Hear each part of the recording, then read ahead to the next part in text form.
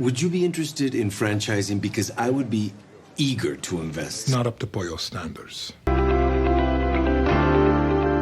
Hey everybody, and thank you for watching another video. My name is Murge, and can we all just agree that Lalo Salamanca was one of the best, if not the best, antagonists of Better Call Saul? Maybe even the Breaking Bad universe as a whole. And I know I'm not alone in imagining how someone with the mindset of Gus Fring and the brutality of Tuco would fare against Walter White. And I know this for a fact because it's been one of the most requested topics I've had since starting this channel. So after rewatching Breaking Bad and Better Call Saul and spending countless hours writing a script, I think I'm finally ready to tell my version of the story. And before we get started, if you can leave a like on this video to support the channel, I'd appreciate it. And this is going to be a long one, so strap in, grab some snacks, and enjoy the ride. We pick up at the tail end of the episode point and shoot where Gus and Lalo are standing in the middle of the construction site of the pre-built meth lab, with Lalo giving Gus 1 minute to say how he feels about Eladio. And after the confession of Lalo about his hatred for the cartel and the threat that buried the Salamancas, when Lalo asks if Gus is done, before Gus could respond, Lalo shoots him right in the chest, dropping him to the floor. And Lalo just says with a smile, "Sorry, I don't care." And as Gus lies on the floor bleeding through his bulletproof vest and struggling to breathe, Lalo towers over him with the camera zoomed in on his face and tells him, "I always knew you were one of us, Fring, and when I kill you, I'm gonna show this to Eladio, Bolsa, and when Hector sees it, he might actually start speaking again," Lalo says, laughing as he presses the gun to Gus's head. Hell, this might even be a new Salamanca tradition. Now, say goodbye, Gustavo, and Gus stares into the camera lens as Lalo pulls the trigger, leaving a bullet in the middle of his head, killing and leaving Gus on the floor of the construction site. And as Lalo starts walking towards the shadows, he notices a gun under some construction equipment, the same gun that Gus was planning on using on Lalo, and he picks up the gun smiling, looking back at the body of Gus, whispering to himself, "Clever, clever chicken man." And Lalo disconnects the power cable, leaving it pitch black in the room, and he just waits in a more shadowy area with his gun in his hand. And after about 12 minutes, Mike and a handful of his guys would arrive at the laundromat only to find a lifeless Gus at the bottom of the construction site. And with no sign of Lalo in the area, Mike, Tyrus, and Victor would walk down the stairs to check on Gus. And when Mike kneels down to connect the power cables, the lights come on and Lalo catches him off guard, quickly shooting and killing Victor and Tyrus, leaving Mike and Lalo the only ones standing, and Lalo says with a twisted smile while aiming his gun at Mike, "Hello, Michael. So sorry about your boss." And Mike says nothing, only standing there with his hands to his side, staring down the barrel of the gun as Lalo strips him of his weapon. And I like to imagine that, considering the circumstances, Mike has accepted his position, expecting a bullet any second, because he of all people knows what going down bad choice road gets you. We all make our choices, and those choices, they put us on a road. Sometimes those choices seem small, but they put you on the road. You think about getting off, but eventually you're back on it. And to Mike's surprise, Lalo extends an offer to him saying, "Michael, I know with Fring you are only doing your job, and I respect that. Sometimes you have to do what you have to do, especially for your family. And speaking of family, how's that granddaughter of yours?" Lalo says with an even bigger smile on his face, and hearing that news gets Mike visibly upset as he balls up his fists and grits his teeth in anger. You know the thing I love most about a family man, Michael? There's always plenty of collateral. A call back to what Tuco said to Walter in his first season of Breaking Bad. I like doing business with a family man. There's always a lot of collateral. So in case we don't have an understanding, from now on, you belong to the Salamancas. If we need you for anything, you come. Simple as that. And don't worry, we're not going to call you for like a flat tire or anything like that. It's going to be for more security purposes. And if you don't, well, Lalo says, gesturing at the bodies of Victor, Tyrus, and Gus on the floor. "So, do we have a deal?" Lalo says, extending his hand to Mike for a handshake, but still with the gun pointed at Mike's head. And Mike looks down at Lalo's hand, then back up to meet his gaze, and after a quick stare down between the two, Mike unballs his fist and the two shake hands, starting an unlikely partnership. "Good choice, Michael," Lalo says with a warm smile, releasing from the handshake. "And just so you know, I went all the way to Germany to get the information I needed on Fring, so don't you think for a second that there's a place that you or your family can go that I can't find you," Lalo says in a serious tone, but this time he's not smiling. But then, like a switch, that charismatic smile is back, and Lalo says to Mike, "Now, you and me are going to have a conversation with my lawyers, and you're driving," Lalo says, leading Mike out the door, still holding him at gunpoint. Back at Saul's apartment, he sits in the bathroom awaiting for Mike and Kim's return, but he can't help but fear the worst. And after nearly 5 hours of waiting, the door finally opens and Mike enters, giving Saul a sigh of relief as he stands up, walking towards the bathroom door. But in that same breath, that moment of calm is quickly taken away as he sees Lalo come right behind Mike, shooting and killing the one guy watching Jimmy. And the look on his face says it all. Confusion, shock, fear, because to see Lalo and Mike working together is something that he can't even process right now, let alone another murder happening in his house. And Jimmy just stands there, frozen with fear, allowing for Mike to grab him by the shoulders and lead him to the couch, putting Mike and Jimmy on the couch waiting for Lalo to speak. And Mike gives Jimmy a look basically saying, "Just stick to the original plan, please." And Lalo introduces Mike and Saul, unknown that they already know each other. "Michael, Saul, Saul, Michael. And now that everyone knows each other, how about you tell me and my new friend Michael here what happened in the desert with my bail money, because I'm sure he would just love to hear it." And Lalo stands in front of them with his gun in his hand, waiting to hear the story. And Saul would gather his composure the best he could and begins to tell the story that he's so familiar with telling. The one about his car breaking down and forcing him to walk for miles in the desert with $7 million of bond money and going so far as to drink his own pee to stay hydrated before reaching a truck stop. Every detail recited exactly as if he were telling the story for the first time. And Lalo looks at Saul for a moment, then at Mike before loudly exhaling and saying with a smile, "Okay. Well, I guess the only question now is, what happened to Mrs. Goodman?" And Mike looks up at Lalo and responds in his usual tone. "If you're referring to the blonde woman who just showed up at my former boss's place of residence, well," Mike says looking at Saul, "she's been disposed of. Her body's likely a couple states away at least. I'm so sorry for your loss." And at that moment, Saul doesn't even know what or who to believe because he's completely unaware of his position in this game of 4D chess between Lalo and Mike. And Lalo would just burst out in laughter saying, wait, are you serious? She actually did it? Wow, Goodman, you had yourself a keeper. Nice. And Saul, still with a look of confusion on his face, would look up at Lalo, and before he can open his mouth, Mike interjects saying, "Speaking of which, Frink still has guys in the streets and in key locations, and if you want them not to be a problem, I suggest you give me at least a day to call them off. And if you have any plans for Mr. Goodman in the future, we might also want to dispose of the 2 bodies that are currently in his house." And after hearing Mike's point, Lalo says in a friendly tone, "Well, if that's the case, looks like you guys are going to be real acquainted because I have some things to take care of in Mexico, you know, cartel business and whatnot, but I will be back in a week just to see how things are going, so stay by your phones because we'll be in touch." And Lalo casually leaves the apartment, leaving Mike and Saul still sitting on the couch. And after maybe 2 minutes of silence, Saul gets up in a panic, yelling at Mike, saying, "What the hell is going on?" And Mike, in his usual fashion, would calm Jimmy down and tell him everything that's happened since the last time he was there, from Gus's death to the truth about Kim, and of course how Lalo got the upper hand on Mike by threatening his family. And after catching Saul up, they discuss Kim, and Mike stresses the importance of Lalo never finding out about Kim because it could not only put their lives in jeopardy, but also Mike's family as well. And Saul tells Mike with genuine concern, then what are we supposed to do, because she doesn't deserve any of this. And Mike tells Saul that he has to make a few calls, and he asks for Jimmy to move the body of the man that Lalo killed and bring him to where Howard is. And Mike goes to the next room to call his men who have Kim in a safe house right now. And he asks for 2 favors. One is a cleanup crew for Saul's house to get rid of the bodies, blood, etc. And the other is to bring Kim to Mike's house, and he and Saul would be there for her later.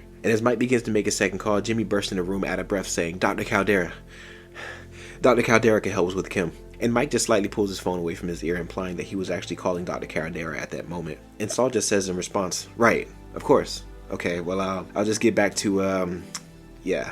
And as he leaves the room, Mike continues to call Dr. Caldera, arranging for a place for the 3 to meet. And once the location was chosen, that being the veterinarian office, Mike and Saul explain what they need, asking if he has such a service. And Caldera smiles, saying, "I have exactly the service," pulling out the black book and handing it to Saul, telling him to look for a vacuum repair business card. And while Saul's looking through the pages of the book, Dr. Caldera continues to speak, saying, "But here's the thing.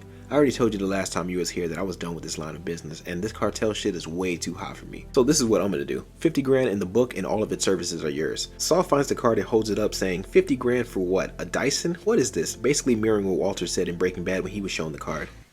But this is a vacuum cleaner repair company.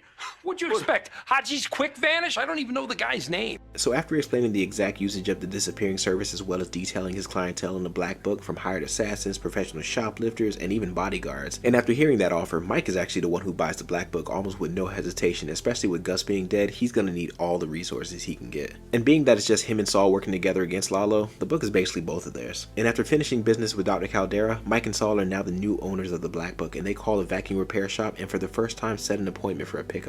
And once they get the details, the 2 head over to Mike's house for Kim. And while driving, Saul and Mike discuss their plan for Kim as well as Lalo. "Now, are you sure you can do this? I need to know now because I cannot afford for things to go wrong this time around. I know I told you that Lalo would be taken care of, but when people don't stick to the plan, things get complicated." Mike says, referring to Gus and his choice not to tell him that he was going to the laundromat. And, well, look what happened. And Saul responds in a downer tone like he was just broken from his train of thought. Yeah, I can do this.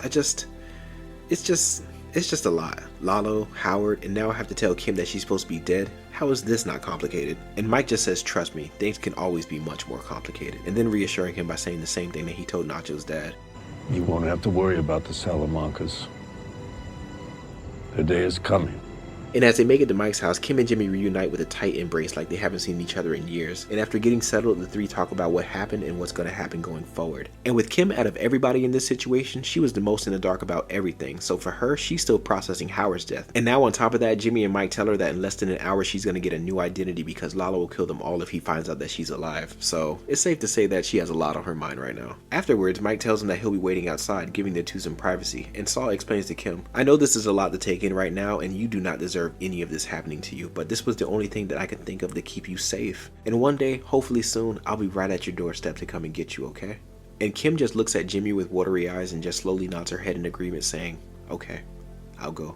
And as the two leave the house, Mike, Kim, and Saul head to the drop-off location for Kim. And when that kidney bean-shaped van pulls up, Kim and Jimmy say their goodbyes for the time being. And as she walks to the van, she turns around looking back at Jimmy one last time, but it's a look of uncertainty because Kim knows firsthand how dangerous Lalo is, and she's seen the kind of people that Mike is working for, and she worries that Jimmy may be in too deep with the wrong kind of people. And as Mike and Saul watch the van drive away, the two get ready for the long bad choice road that's in store for them.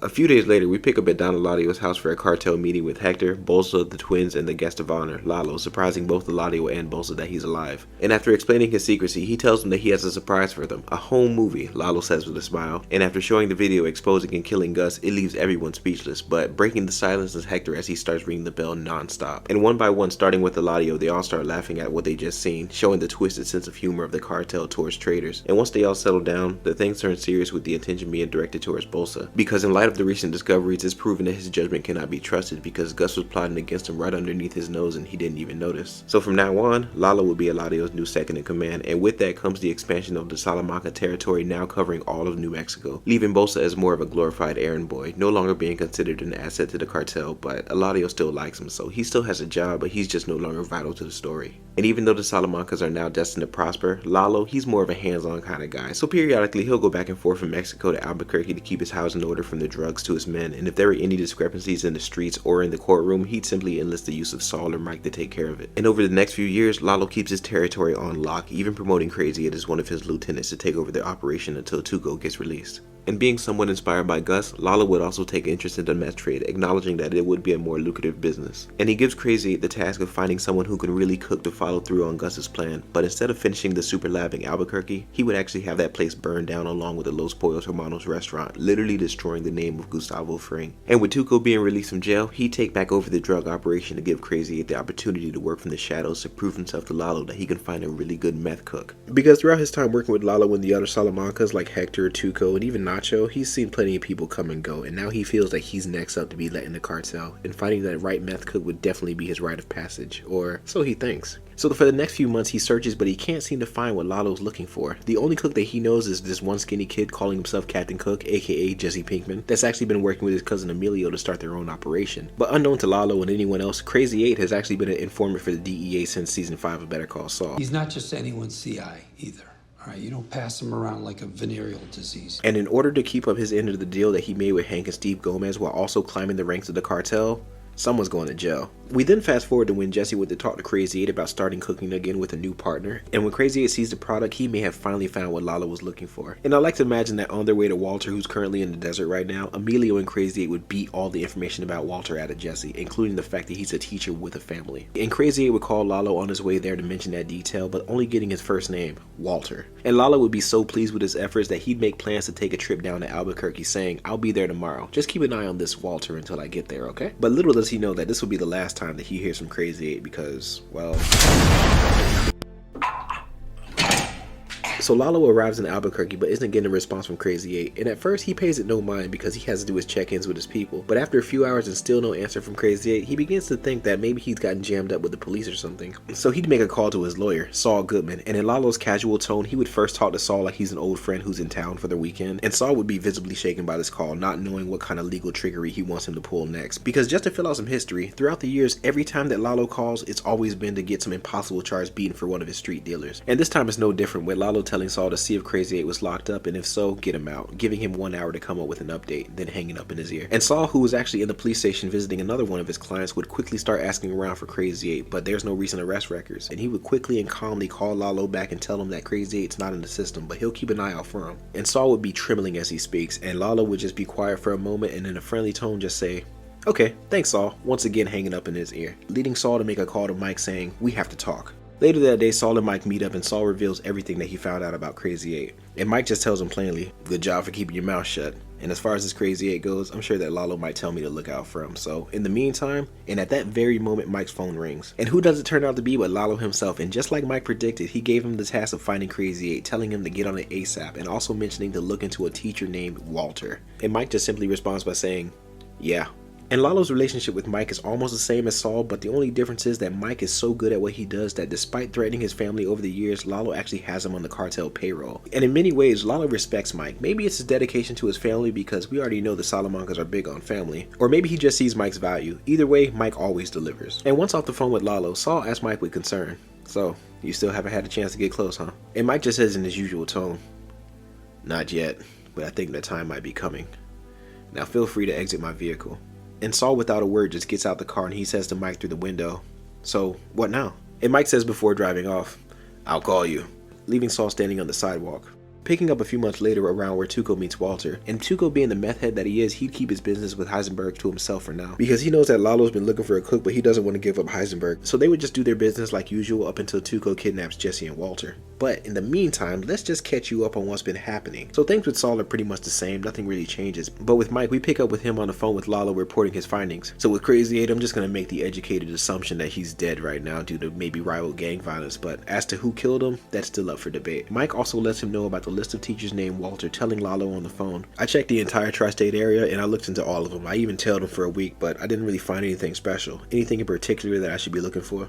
And Lalo says, "I don't know just yet, but what do you think, Michael? Any of them seem capable of murder? These guys? Not in the slightest, but I'll keep looking just in case one of them decides to break bad." Lalo then asks Mike about the new blue meth that's been on the street, and Mike just tells him, "All that I know so far is that it's a supplier calling himself Heisenberg that deals exclusively with your cousin." And Lalo says in a laughing manner, "Tuco? No way, that sneaky bastard.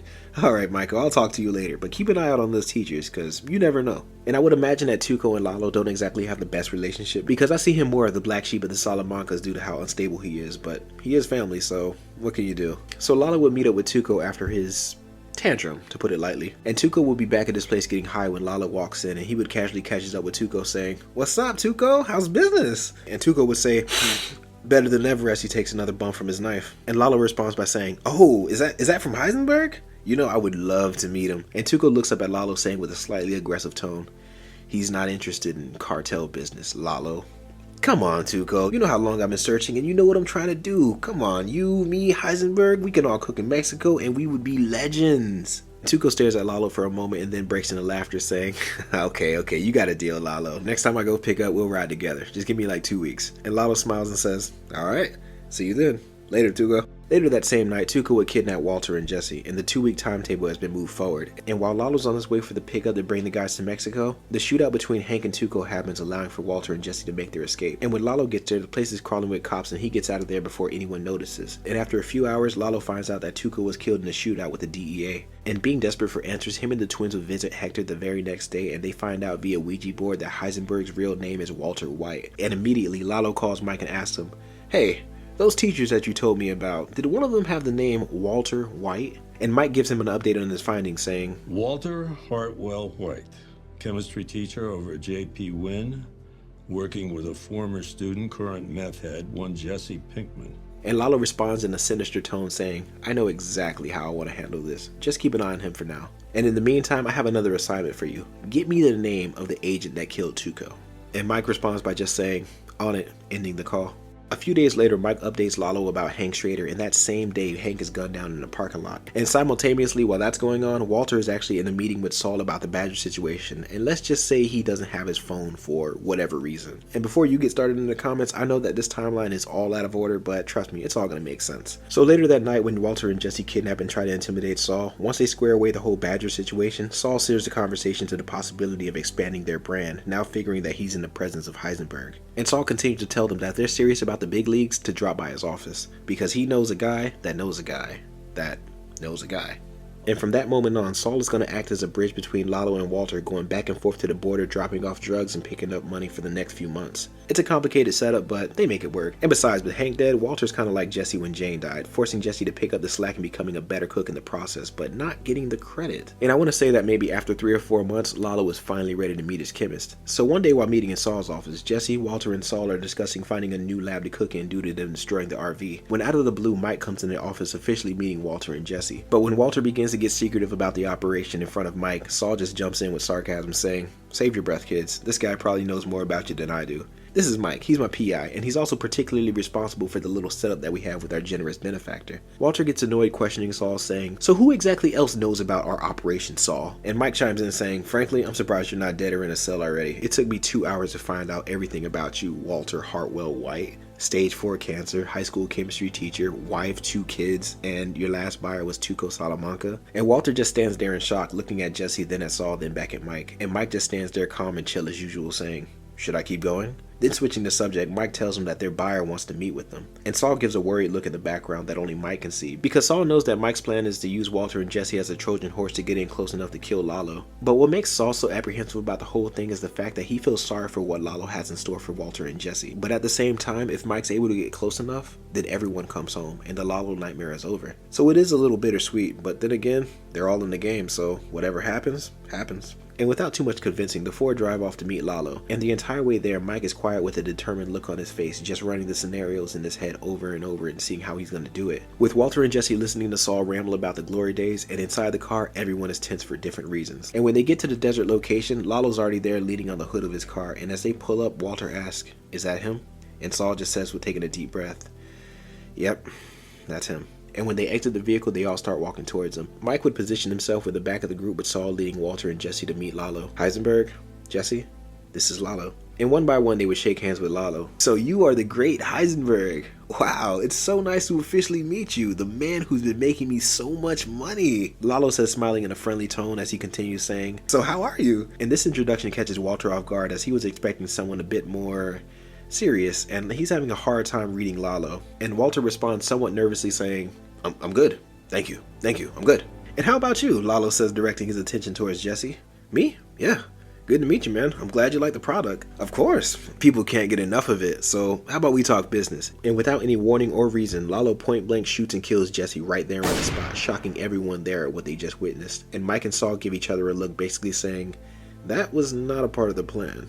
Lalo, now with the gun pointed at Walter, talks in a more serious tone, saying, so, like I said, let's talk business. And Walter, still distraught by Jesse's sudden death, would fall to his knees crying. And Lalo, who doesn't even understand what the big deal is, would casually tell Mike to help Walter up. And once he's back on his feet, Lalo would explain, if you want to know why he's dead and you're not, just know that we Salamancas believe in blood for blood. And unlike him, I know who you are, Walter White.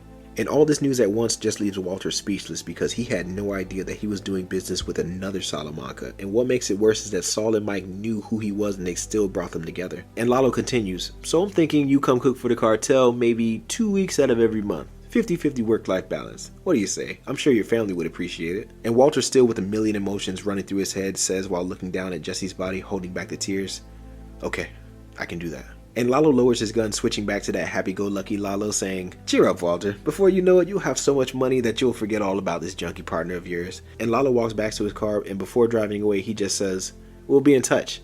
And as Mike, Saul, and Walter watches as Lalo drives away, Mike and Saul come clean about why they didn't tell Walter about Lalo. And once they get Walter caught up, they would gather Jesse's body, and like so many before him, this body would be put in a barrel and disposed of, never to be found again. But this would be the beginning of them working together and putting a plan in motion to get rid of Lalo, because for all that Jesse was, the last thing that he deserved is the death that he got.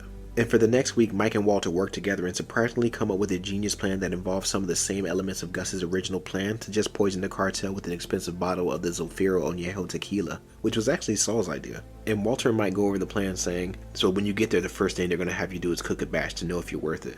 Walter responds by saying, not going to be a problem. And after that, the real hard part begins because they're going to want you to drink and party with them. And for this to work, everyone needs to drink, so you have to really sell it. And as far as drinking for you goes, don't worry, I'll take care of it. And after everything goes down, which should take about 45 minutes from the time the first shot is poured, Saul will be right outside the compound waiting for us. And then, it's all over.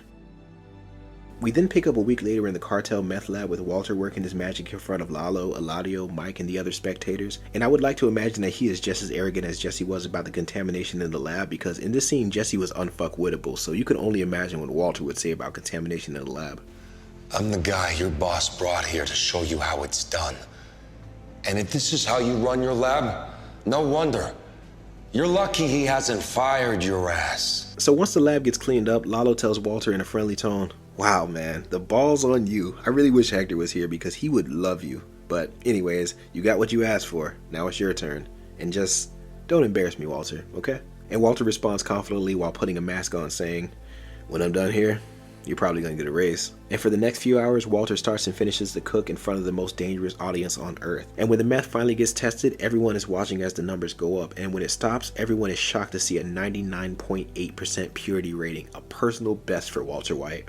And with those numbers, Walter looks at Lalo with a smug "I told you so" kind of look, and Lalo just smiles and points back at him, looking to have earned the respect of the cartel. And him and Mike look at each other, acknowledging that phase 1 of the plan is complete.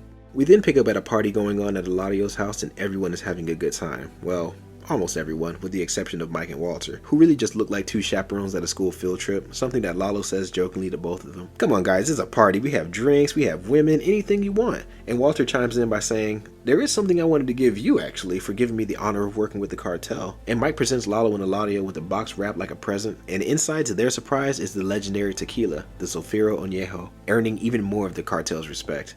And Lalo just says with excitement, no way, Heisenberg, how did you know?" And Walter responds by just saying, "I just figured you liked the good stuff. Consider it a small token of my appreciation for our new partnership." And after pouring everyone a shot, Lalo proposes a toast, and Mike walks over to Lalo telling him about Walter's cancer, saying, "I recently checked his charts and his cancer's not getting any better, and that shot could mean the difference between life and death. So if you want him to live as long as he can, I'd have him skip this one." And with that bit of advice, Lalo gives Mike Walter's shot and says with a smile, "More for us," leaving Mike with 2 shots. And when the toast is given, everyone says, "Salud."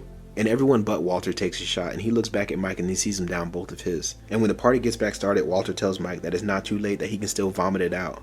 And Mike just says, "Listen, Walter, for me, this was a one-way trip. You have no idea how long I've been waiting for this moment. I'll never get another chance like this again. So if I have to die to make the people that I care about safe from these monsters, then so be it. You just wait for my signal, then you run like hell, and don't you dare look back." And as Eladio is conversing with Lalo, he suddenly gets lightheaded and he's no longer able to stand, and he notices everyone around him dropping before he falls into the pool himself. And with that distraction, Mike comes up behind Lalo with a wire and begins strangling him, and even though Mike's feeling the effects of the poison, he fights it off long enough to get the job done. But Lalo in his dying breath would use the last bit of strength that he has, would pull out his gun, and seeing Walter just standing there watching them, "Don't just stand there, you dumbass, run!" And Lalo's able to fire one time before dropping the gun and taking his last breath. And Mike, who's also struggling to breathe, just looks up at Walter down with blood seeping through his shirt. And Mike says nothing, only acknowledging the fact that he was able to finally kill Lalo. And in the end, that's all that really mattered to Mike, and he's able to finally die in peace.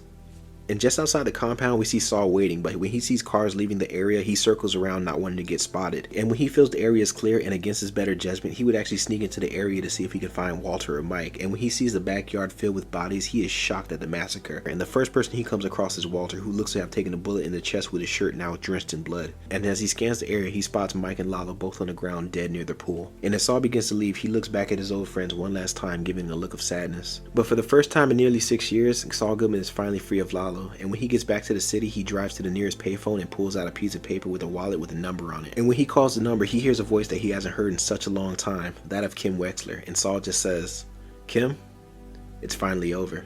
And Kim's eyes begin to water as she's shocked to even hear Jimmy, because every day she lived in fear that she would hear about his death on the news, and she's just happy that he's alive. And before hanging up, he just says, After all that, a happy ending.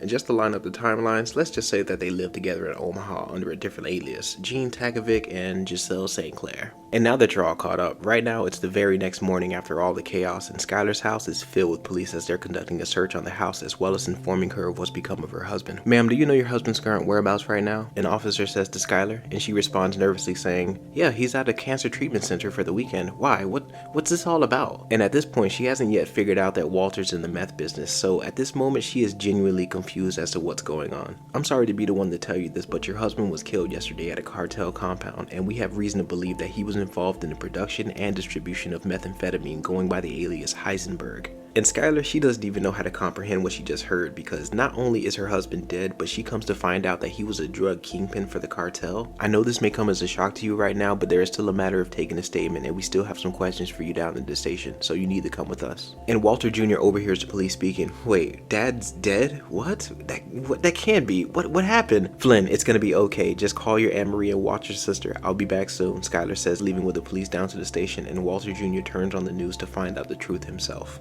And while that's going on, the twins hear the news of the fall of the cartel, and they pay their Uncle Hector a visit at the nursing home, because since killing Hank, they were laying low for the most part, but as you can imagine, when Salamanca blood is spilled, people die. And when the connection was made that Walter White and Hank Schrader were related, the last remaining Salamancas come to the conclusion that Walter was likely a rat, and they blame him for what happened at Don Eladio's compound, and the order was given by Hector to pay a visit to the family and take care of them.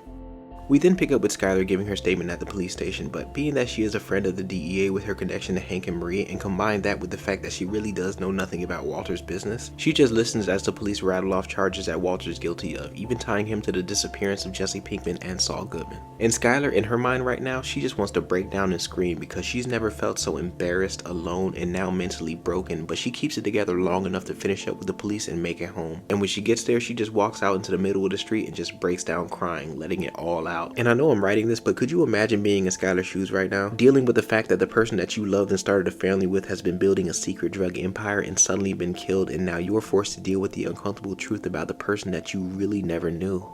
Later on that day, the twins arrive at the White residence, and the silent killers would just casually walk up and open the front door with an axe in their hand, shocking both Skyler and Walter Jr. "Who are you? What are you doing in my house?" Skyler says in a panic, putting Walter Jr. behind her, and the twins say nothing as they just continue to walk into the house. Skyler grabs a knife, warning them to get back, and the twins give each other a look and they continue to move forward. Walter Jr. then steps in front of his mom, telling her to run, and instead of using the axe, Marco would quickly pull out the gun and shooting and killing Walter Jr. right in front of his mom, but allowing for her to escape through the back door and circle around the front, but while running, she doesn't get far before getting shot in the back and falling to the ground, allowing for Lionel to finish her off with the axe. And Marco, still in the house, looks at the baby crib but finds it empty. And unknown to them, Maria's actually babysitting because since Hank's death, Skyler didn't want her to be lonely, so she babysits as much as she can, being a great aunt while also needing the distraction from the grief and loss. And when the twins are done with Skyler and Walter Jr., they are just covered in blood, and they just leave them how they are, and surprisingly, there were no witnesses, not even Carol. Hello, Carol.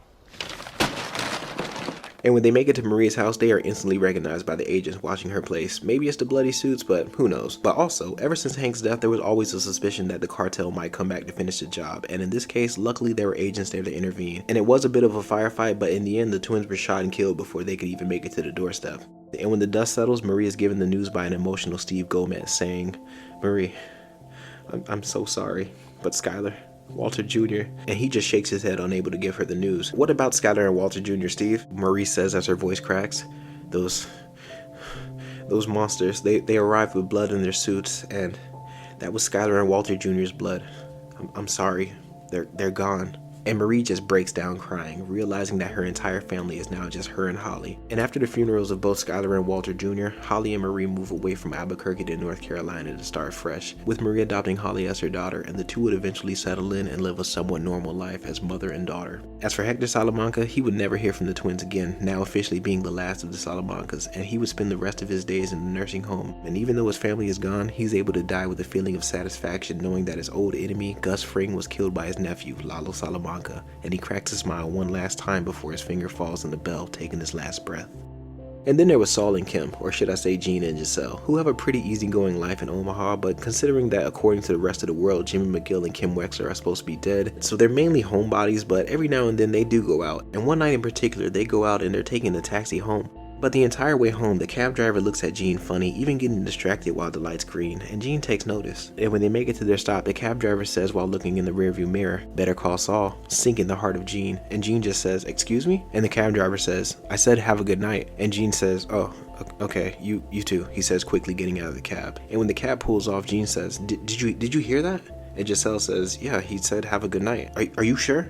He says, responding confused and nervous. "I mean, you were right there. Didn't you hear him?" She questions him, and Gene just says, quickly changing the subject, Right, yeah, just checking." And they head inside. And for the rest of his life, Saul lives in the paranoia of being spotted. Some days are better than others, but it's a secret that he takes to the grave, even keeping it from Kim. And although she's quiet about it, Giselle, aka Kim, lives every day just as paranoid, but also choosing to take it to the grave as well. Because although they did get away with it, there's not a day that goes by that they don't regret the choices they made. So in the end, how happy is this happy ending? Hey guys, I want to thank you so much for watching this video, and I hope I was able to do the storyline justice because I'll be honest, it's not exactly easy to follow the work of Vince Gilligan, but I make the best of it. And with this being the most requested topic, I wanted to make it special for you guys. So again, shout out to you and everyone who requested this topic. But now it's your turn. Let me know down below in the comments what you guys thought about this story and what else I should be covering next because I'm always interested in hearing from you guys. So let me know and I'll do my best to respond. Until then, my name is Murge. Later.